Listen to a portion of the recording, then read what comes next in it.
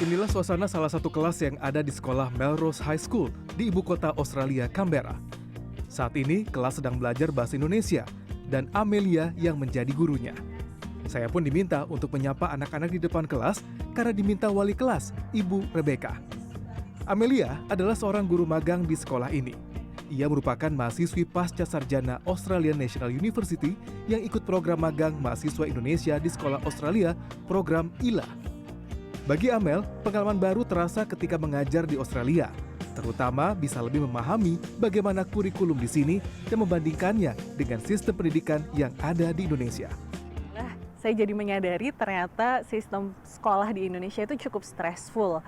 Sedangkan kalau di sini saya melihat bagaimana sekolah sangat mengencourage anak-anaknya untuk berpikir kritis dan juga Kurikulum di Australia banyak menonjolkan inovasi, kreativitas, dan pengembangan kemampuan berpikir kritis, penggunaan teknologi, serta memperhatikan kearifan lokal dan berbasis komunitas.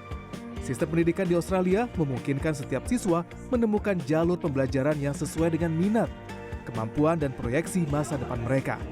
Semua sistem ini diatur dalam kerangka kerja nasional, yaitu Australian Qualification Framework atau AQF. Meski tiap negara bagian di Australia memiliki kurikulum yang berbeda, tapi semua tetap mengacu pada AQF ini. Seperti di Aitken College Melbourne yang cukup dikenal dengan kurikulum berbasis lingkungannya.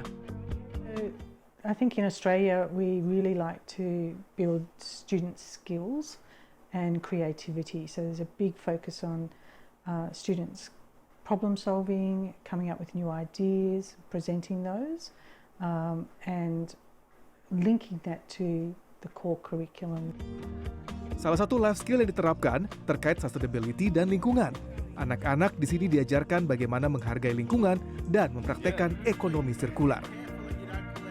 Yeah, well, we try to get the students involved as much as possible.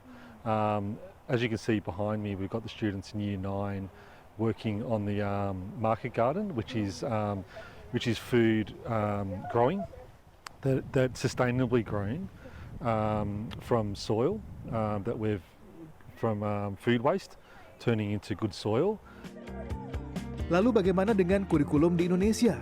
Apa yang kurang dari sistem pendidikan kita?